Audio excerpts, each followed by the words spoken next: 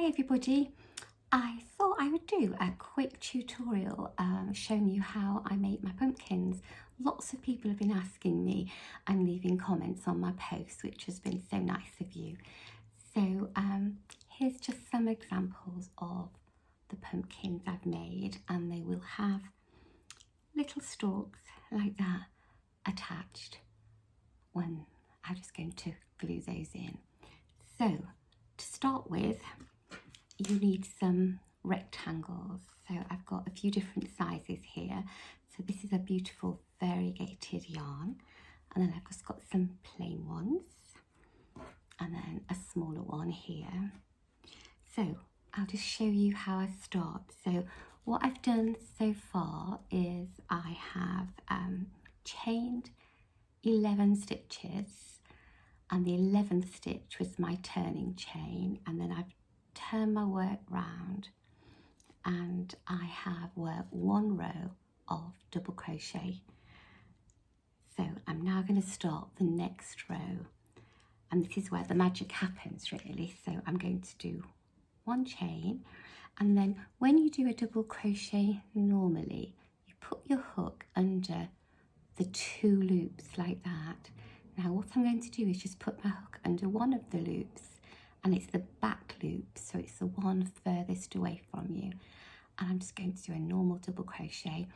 If you use US terms, it's a single crochet. So then in my next stitch it's just that back loop, it's the loop furthest away from me, and I'm just going to carry on along the row doing that. So it's just double crochet into the back loop. So just say that again. So it's 2 loops you would normally go under, but I'm just going to go under one of them, and it's the one furthest away. And by doing that, you're leaving one loop behind, and it gives you that ridge. So all you'll do is carry on working to the end of your row, chain 1, turn, and do exactly the same, just working into the back loop only, until you've got a nice long rectangle, as long as you need. So what I'll do in the comments bit, I'll write down the number of stitches and the number of rows that I've done. So I've made these in an assortment of sizes. So this one, oops, I just do this and not my video camera over.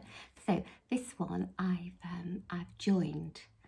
So I've just sewn it together on the short edge. You can double crochet it together or slip stitch it together, but just for ease for this one I've just sewn it together. And then I've got a long piece of thread, and now I'm just going to do some stitches around the top. So it's just in and out, don't have to be particularly neat. If your yarn isn't very strong, some wool yarns can break with just a little bit of a tug. It's better to use quite a strong yarn because we're going to have to pull this tightly. So I'm just quickly going to do these little running stitches. More haste, less speed. So I'm just going to have to rethread my needle. So you carry on doing those little running stitches all the way around. Sorry, I'm trying to do this quickly until you get to where you started. Here we go. And now I'm going to pull this tightly. So I'm just going to pull it really tight, and then just to make it nice and secure, I'm just going to put my needle through this little clump back into, so it's all really closed and really tight, like that. So back into 2. There we go. I think that's about right. And then give it a little tug, and then I'll just find my scissors and clip that. Now that's the inside of your pumpkin, so I'm just going to turn it out now. And then you get some stuffing, and probably got a little bit too much here, and just push it inside like that. And then with your needle you're going to join the other end, so either put a knot or a few stitches on top of each other to make that nice and secure.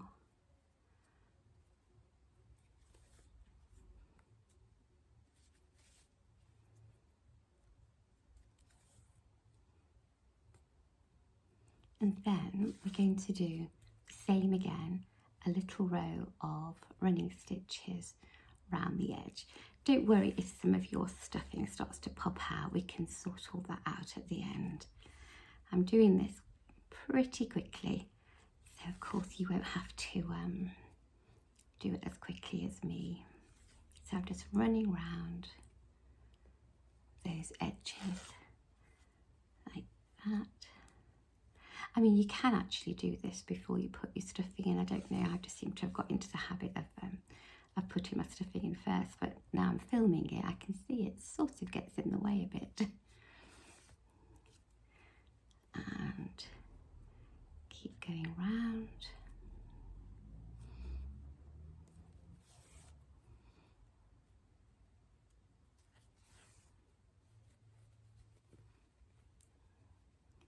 So I'm almost back to where I started.